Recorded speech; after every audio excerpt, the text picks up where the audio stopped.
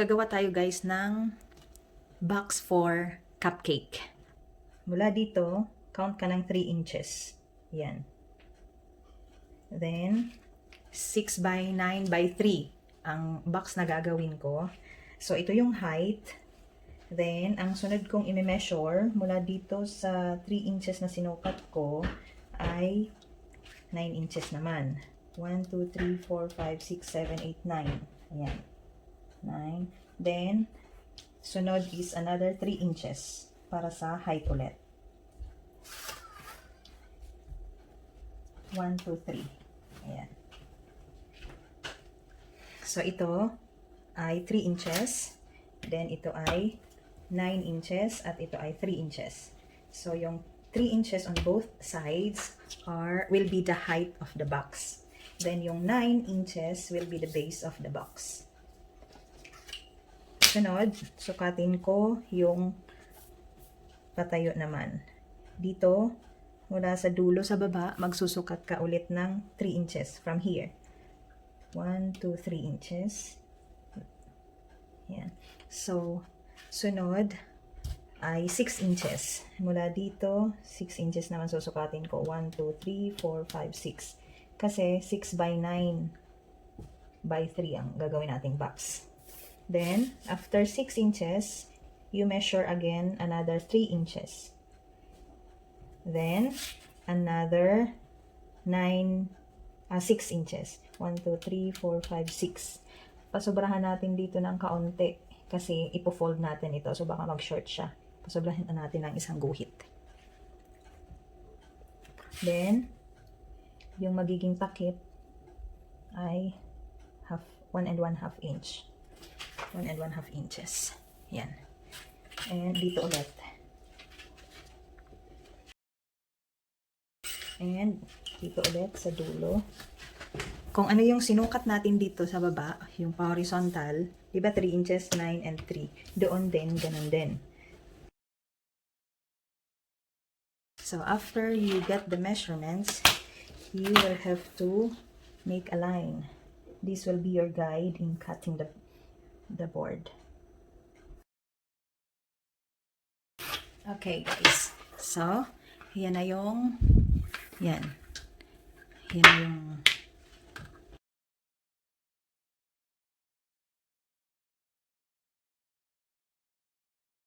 ngayon, sunod ay ikakat na natin. Sa pagkat, gumagamit ako ng malaking gunting at maliit na gunting. Itong maliit para ito sa mga curve. Para maganda yung kuha mo sa pinaka-curve niya. Ito namang malaki, pang cut ng mga straight lines. Ayan ito. Ayan. Pwede din gumamit ka ng cutter. Kung wala kang cutter, gunting ka na lang. Ganito, gamit ako ng cutter. Meron akong cutting mat. Ayan. Sundan mo lang yung ginawa mong line. Ayan. Ayan, mas mabilis pag may cutter. Pero kung hindi ka sanay sa cutter, gunting na lang gamitin mo. Okay, so ito na. Ngayon naman, magme-measure na naman tayo para doon sa mga pang sarado ng box. Ayan, ganito ang magiging hitsura ng box natin. Ito yung isa sa mga nagawa ko na pattern. So, gagawa tayo guys ng ganito. Para pag siningit mo na siya, ganun. Magiging ganyan siya. Oh. So, ang gagawin ko ay ito. Ayan. Ito. Paano to gawin? Tingnan nyo. Di ba ito mineasure natin ng 3 inches? So, kuhanin natin yung half niya. 1 1/2 inches. I-mark mo siya. Then, dito din. I-mark mo din yung 1 1/2 inches. Ayan. Tapos, so, 1 1/2 inches dito, di ba? Ayan. Line ka. Then, punta doon. 1 1/2, 1 1/2. So, ganito ang magiging hitsura niya. Ganyan. Mula dito, papunta doon, 1 1/2. Then, dito din. Pag nakuha mo na dito yung point na 1 1/2, guhitan mo na lang papunta dito sa cross niya. Then, dito ulit. Pero dito, pabaliktad. Itong ginagawa ko guys, ito yung box na hindi na tayo gagamit ng stapler o kaya ng Scotch tape para magkagawa tayo ng box. Ipo-fold na lang ito and automatic may box ka na. So, ito po yun. Parehas. Kuhanin mo yung half niya. Pero, pabaliktad na siya. Ayan. Pabaliktad na. Kasi ito yung isa, diba? Ito yung isa din doon sa dulo. Dapat magkaharap sila. Ganyan. Then, yung guhit dito. Yung paglalagyan mo nito. Ayan. Ito. Paglalagyan mo nito dyan. Gagawin natin ito. Ano naman ang measurement dapat nito? Kung ilan tong kinuha mo dito, 1 1/2 yan. Ganun din dapat ang height niya mula sa line na yan, punta dito 1 1/2 din. Kukuha tayo, ha. Then, dito din, sa baba, dito. 1 1/2 din ulit. Ito na yung ikakat natin dyan. Gawin natin doon sa kabila, dito kung ano yung ginawa natin dito sa right side.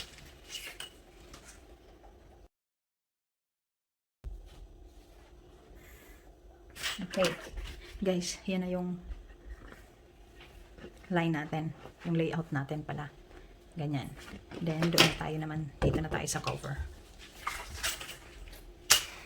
Magme-measure ka din ng kalahati ulit. Dito. Sa dulo. Kuhanin mo yung kalahati niyan. Okay. And, dito. Kalahati niya. Yan. Kuha na natin kanina. Tapos, dito, mag-measure ka ng 1 1/2 din. Tapos, mula doon sa ka-crush na, guhitan mo lang siya ng line, ganon. Then, dito ay, ayan. Ayan. Ganyan guys, gawin mo. Then, dito naman tayo gagawa sa kabila.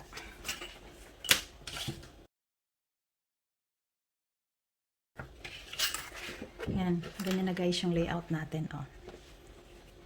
Yan na. Then, kuha ka lang ng 1 inch. 1 inch din dito. Then doon 1 inch. And then 1 inch din dito. Ayan. Tapos,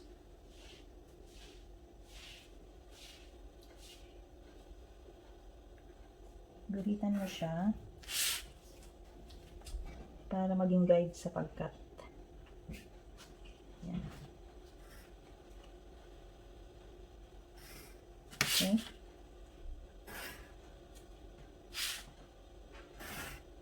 Yan.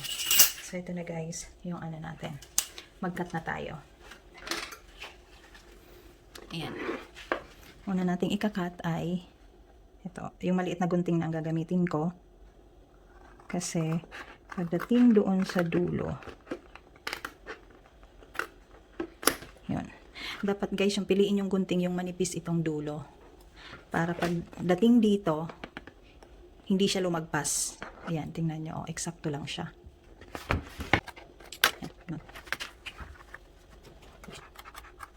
Okay. Then, ipa-curve na natin. Then, i-curve na din natin.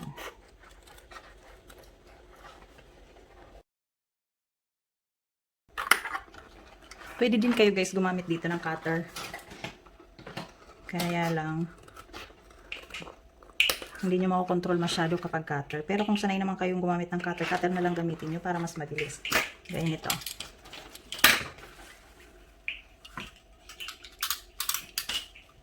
Ayan.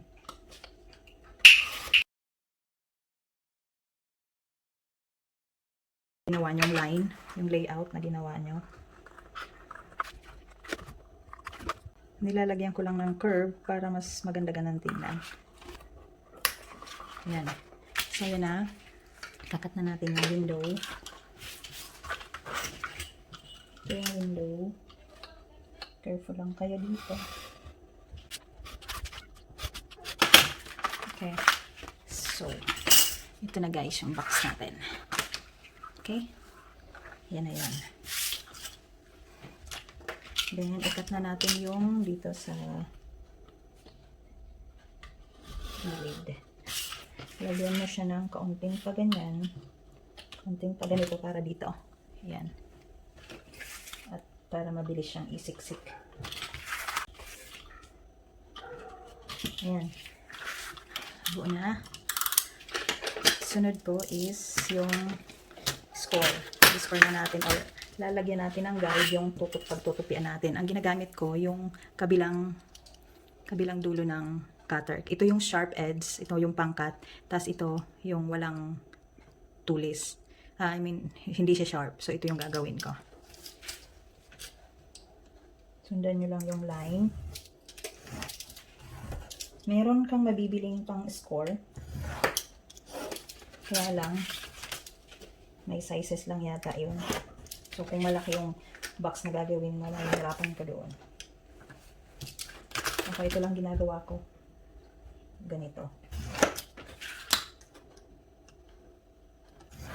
Ayan.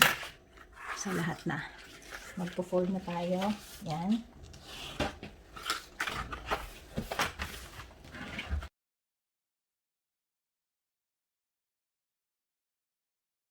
Okay.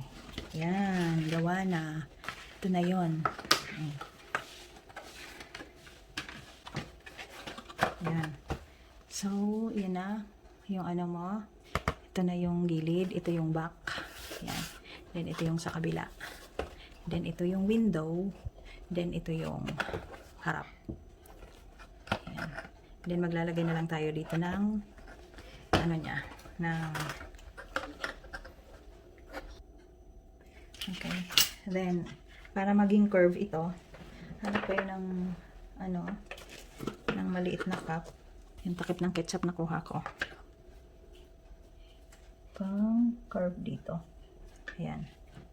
Then, ikatin mo lang siya. Ayan. Ayan na. Meron na tayong naglalagyan.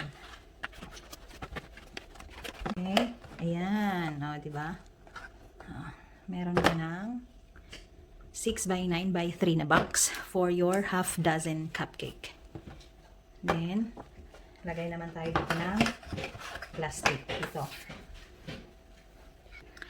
Gagamit ako ng double-sided tape para sa pagdidikitan ko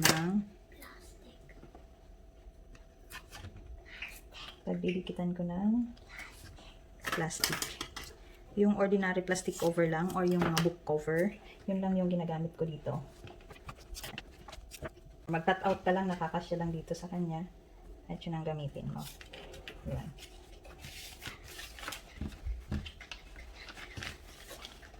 Ganyan lang ang paglagay para hindi ka mahirapan.